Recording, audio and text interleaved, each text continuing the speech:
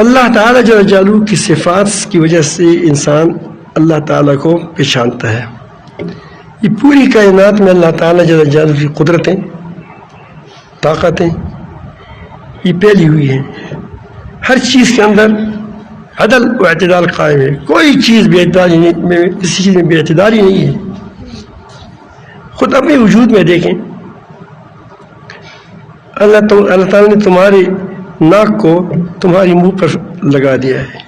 ایک چیز جس سے ہماری وہ گندگی کیا رینٹ نکلتا ہے. پوری دنیا کی سائنسدان، جنات، قوتیں مل کر اس کے لیے، اس ناک کے لیے اس جگہ سے کوئی اور جگہ تجویز کر لیں، کر سکتا ہے؟ کہاں لگائیں گے؟ یہاں سے